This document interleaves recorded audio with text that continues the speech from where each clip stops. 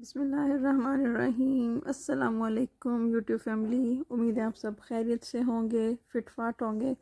اللہ پاک سب کو اپنے گھروں میں خوش و آباد رکھے، آمین۔ اگر آپ چینل پہ نئے ہیں تو سبسکرائب کر دیں، اس کے لیے بہت بہت شکریہ۔ آج ہم بنانے جا رہے ہیں چکن بون لیس کڑاہی۔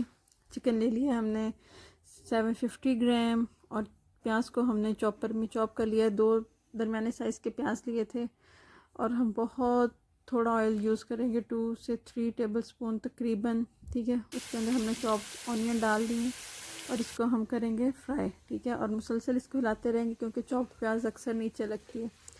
جب ہم نے اس کو 4 سے 5 منٹ فرائی کر لیا تو اس کے اندر میں نے چکن ایڈ کر دیا ہے، اور اب چکن ایڈ کر کے اس کو مزید 4 سے 5 منٹ تک فرائی کروں گی، ٹھیک ہے۔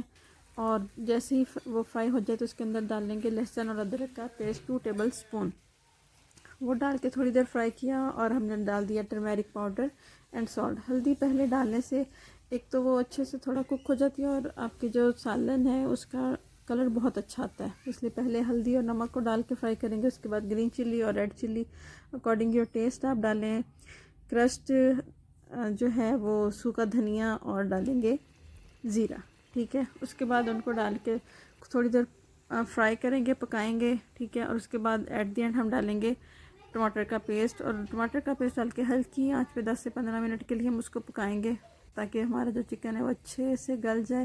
ٹماٹر میں نے 3 سے 4 عدد جو ہے نا ان کا پیسٹ بنا لیا تھا، وہ لے لیے۔ ایٹ دی اینڈ ہم اس میں ایڈ کریں گے یوگرٹ، اور اگر آپ کریم پسند کرتے ہیں تو آپ 2 چمچ کریم بھی ایڈ کر سکتے ہیں۔ تب تک اس کو بھونیں گے، فرائی کریں گے، اب ہائی فلیم پہ جب تک یہ گھی نہ چھوڑ دے، کیونکہ گھی ہم نے بہت آئل جو ہے وہ مائنر سا ڈالا ہوا ہے، یہ دیکھیں بس تھوڑا تھوڑا سا ہی نکلے گا، اور اسی میں ہماری جو کڑھائی ہے وہ بن جائے گی اور بہت اچھی بنے گی۔